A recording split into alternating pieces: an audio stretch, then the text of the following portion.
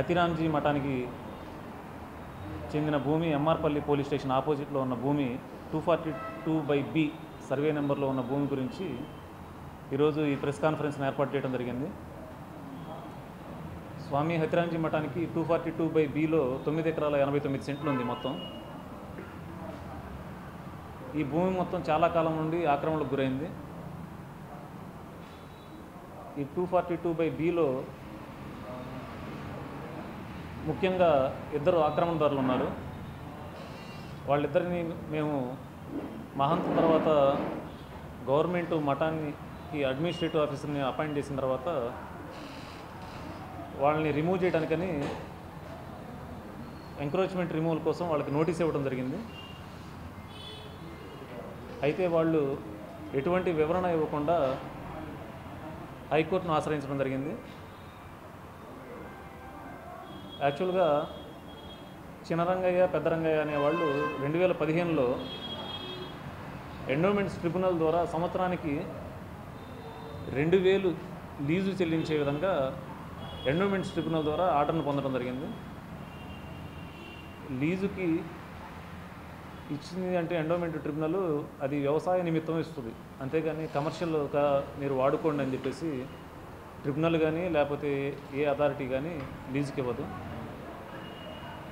అయితే ఆ ఆర్డర్ని అడ్డం పెట్టుకొని ఎండోమెంట్స్ ట్రిబ్యునల్ 2015లో లీజు నిమిత్తం ఇచ్చిన ఆర్డర్ని అడ్డం పెట్టుకొని ఆ భూమిలో పెద్ద పెద్ద భవంతులు కట్టారు.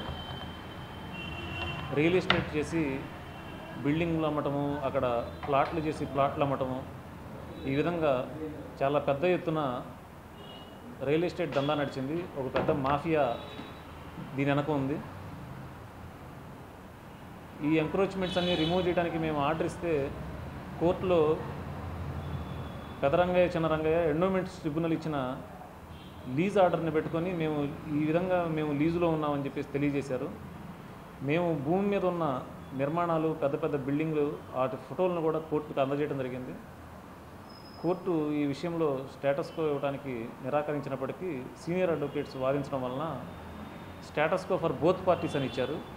ఒక రకంగా ఆర్డర్ కూడా మఠానికి మంచి ఆర్డరే వచ్చింది. Status quo for both parties అంటే అవతల వాళ్ళు కూడా ఎటువంటి నిర్మాణాలు చేయకూడదు. అయితే ఫర్దర్గా కూడా ఆ భూమిలో నిర్మాణాలు జరుగుతాయని మా దృష్టికి వచ్చింది. కొత్తగా జరిగే నిర్మాణాలని డేటు టైంతో సహా ఫోటోలు తీసి వీడియో తీసి కోర్టుకు సమర్పించి వాళ్ళ మీద కంటెంప్ట్ కేసు వేద్దామని నిర్ణయించుకొని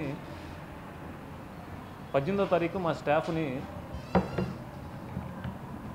ఎంఆర్పల్లి పోలీస్ స్టేషన్ ఆపోజిట్లో ఉన్న మఠం భూమికి పంపించడం జరిగింది. 18వ తారీఖు 11 గంటలకి మా స్టాఫ్లో మధు, కిరణ్ అనే ఇద్దరు స్టాఫ్ మెంబర్స్ అక్కడ ఫోటోగ్రాఫ్స్ వీడియో తీసుకోవడానికి వెళ్తే నవీన్ అనే ఒక అతను, మిగిలిన ఎంక్రోచర్స్ మా స్టాఫ్ని చీకటి గదిలో వేసి బాగా కొట్టారు. చాలా ఇబ్బందికరంగా మాట్లాడారు. కొట్టడం అయితే చాలా దారుణంగా కొట్టారు. కొట్టిన తర్వాత వాళ్ళ చేతిలో చెరో ఒక 50,000 పెట్టి ఇద్దరి చేతుల్లో ఫోటోగ్రాఫ్స్ తీసుకొని మీరు ఎక్కడన్నా బయట ఈ విషయం చెప్తే మీ మీద ఏసీబీకి, మీడియాకి మీరు మమ్మల్ని డబ్బులు డిమాండ్ చేశారని చెప్పేసి మీ మీద కంప్లైంట్ ఇస్తామని చెప్పేసి వాళ్ళని బెదిరించారు. వాళ్ళ కుటుంబ సభ్యులను కూడా చంపుతామని చెప్పేసి బెదిరించారు.